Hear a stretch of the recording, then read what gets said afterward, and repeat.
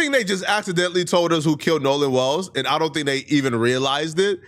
But everybody is happy and celebrating this newfound information except one person. That person is Officer Tatum. But here's the thing. He got exposed today, too. These white folks exposed Officer Tatum's tea. His career is over after this, bruh. Because how can anybody take anything he says seriously after you hear what they just found out about Tatum? Earlier in the day yesterday, Cajun Navy, who, by the way, is the independent organization who went looking for Nolan and discovered Nolan Wells' body.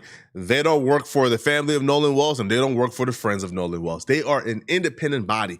They released what they believe is the most likely orders of events leading up to Nolan Wells' death. Starts off that before 3:23 p.m., nobody really knows what took place before 3:23 p.m., but by all accounts, Nolan Wells was alive before 3:23 p.m. The reason why they don't believe that Nolan Wells was dead at this time is because there's like this photo of Nolan Wells in the water surrounded by boats. They're claiming the photo was taken around that time, 4:27.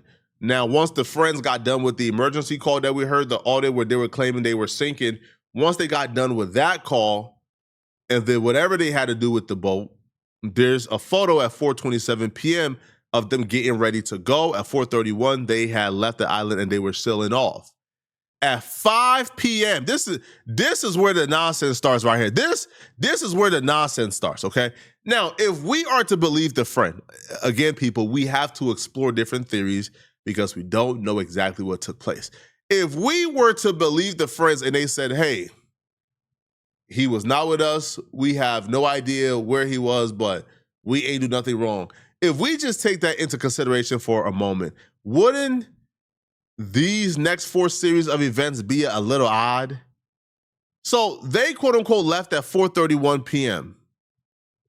At 5 p.m., all right, Matthew Lamp states a passenger was pretty certain a person was part of a group that was almost fighting around 5 p.m. He says the Bertram with blue top left shortly afterwards and fast, not believed to be a factor at this time. I beg a differ. And the reason I must beg a differ is because even Tatum, the dude who came out and said there's no evidence of any foul play happening, that Tatum, he was forced to admit through an eyewitness that someone saw Nolan get into a fight or an altercation with somebody else. And they DM'd that person, hey, you're going to jail. I seen what you did. You're going to jail. I seen you and Nolan having that altercation. I seen it. The person who Nolan had the altercation with have not been identified yet. We don't know their names. We don't know when the altercation took place. There's multiple people involved. People that may have seen Nolan last, but is not being truthful and coming forward as to what they saw, who was with him last. And we have various people that have come out or come to us with the information. And one was sent in a DM honing in on one particular person that may have been in an altercation with Nolan that alluded to the fact that, and I messaged this person because I want to talk directly to the person that I saw the DM from.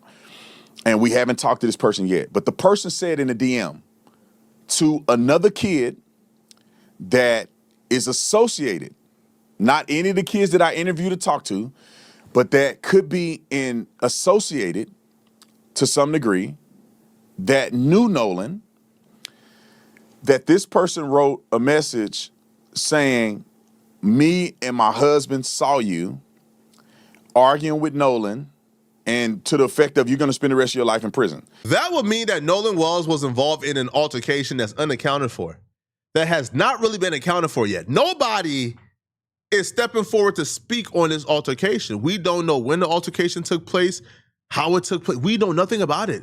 So hence, when you tell me there is also another altercation that's unaccounted for at about 5 p.m., after apparently Nolan Wells was saw around 4:27 p.m., an altercation around 5 p.m., according to y'all, took place. And then by 7:30, nobody knew where Nolan Wells was. Yeah, I will beg a differ when you say, oh, this means nothing. Of course it means something. Nolan Walsh was involved in an unaccounted for altercation, and that's being documented by the very people who is anti-conspiracy, who is anti the family, who is anti people like myself who believe Nolan Walsh was murdered. So those same people is telling you there's an unaccounted for altercation that Nolan Walsh was involved in. It was unaccounted for. And it took place right around this time, right around 5. Because by 7:30, by 6 p.m., no, there's no Nolan Walsh. He's nowhere in sight. There were people who was actually on the island. They said they left at 7:30. They say, yo, we were one of the last people to leave the island. We would have seen Nolan if he was there. There was no sighting of Nolan. I can't remember the last time I saw Nolan. Last time I saw him was earlier in the day. But somehow this altercation that was so brutal and so violent and so bad that the people who was involved in it had to hop on their boat and leave immediately. Look right here where it says, right? Look, okay? Matthew Lim states a passenger was pretty certain a person was part of a group that was almost fighting around 5 p.m. He says the Bertram with blue top left shortly afterwards and fast. Now, I don't know why somebody would be leaving in a boat fast. What are you in a hurry for? If you were just involved in a little scuffle on the island, like you not, right? Like there's no police around to arrest you. Like, why are you leaving on that boat super fast? Like, what was the hurry? Like, what was the urgency? Police ain't about to arrest you. They're not there to arrest you. No, you were on the island. Look, you should be able to hop in your boat and sail off. For you to hop in that boat and boom, you were running away from something. Now, I don't know what they were running away from. I honestly don't know what they're running away from. But you can't tell me that's not suspicious, bro. You can't tell me that timeline doesn't give you cause to pause. Now, here's the thing, though. Tatum hates the fact that KJ Navy released this timeline. The very people who claim that they just want to find out what happened to Nolan, we should start race hustling and stop race hustling, stop race grifting, just look at the facts. KJ Navy and independent source put out the facts, and we're looking at the facts, and guess what? They're now upset because they feel like KJ Navy took away from their narrative, and they're fueling the rumors and they're fueling the fire. I'm sorry, bro. This is a neutral, non-biased, company. They just put out the statements of facts, and the statements of facts, yet again, point in the direction of something really bad happened to Nolan Wells. I'm not going to do that. We reviewed this thing, and it's a nothing burger. I don't even know why the Cajun Navy put this out. There's nothing there. Maybe it gives people fodder. They can create a lie because they know you're not going to read 26 pages. But I'm going to have Grant read the synopsis because we went through. If Tatum is supposed to be neutral and unbiased, why do Tatum react so, he reacts just so defiantly against any piece of anything that's being put out that does not perfectly fit his narrative or narrative that, that people who think like him is putting out there. And then I saw this video, man, by this wonderful content creator called Jay Marie. And maybe, just maybe, this is the reason why Tatum is so defiant against anything that doesn't fit his narrative and the narrative that he's trying to perpetuate. Why aren't we seeing footage of them returning that day? We know that Nolan was with them when they left. So why do they have the security cams from that morning, but not that night? Whose grandparents live there? Jax Patalo, whose family owns a pharmacy. It goes back deeper than that because George Patalo Sr., which is Jax's great-grandfather who is deceased, as it turns out, his great-grandfather was appointed and served on the staff of Mississippi Governor Cliff Finch. As you can see, I've confirmed Jax's relation to him. And as it turns out, Cliff Finch, well, he was in the Mississippi House of Representatives from 1960 to 1964 and supported racial segregation and backed the racist governor, to preserve segregation in the state. The federal grand jury jury conducted a 3-year-long investigation into his administration and several state agencies, and they were all accused of corruption and mismanagement. Finch was never found guilty himself, but some of his aides and appointees were indicted. And those sort of political connections seem to trickle down through the generations, so now we know why the governor got involved. And I started looking into the lawyer that's handling the defamation case from the Bart family. So from 2015 to 2018, he was state director of Americans for Prosperity. Then in 2018 to 2020, he was vice president of Stand Together while being vice president of Americans for Prosperity. Stand Together is a Charles Koch nonprofit, and Americans for Prosperity is a libertarian conservative political advocacy group affiliated with Charles Koch and David Koch. And if you don't know who the Koch brothers are, they're evil. Guess who's one of the major funders for Turning Point USA? Major donors for the Koch brothers also are primary financial pillars for Turning Point USA, specifically their campus operations. And guess who used to serve as the director of urban engagement?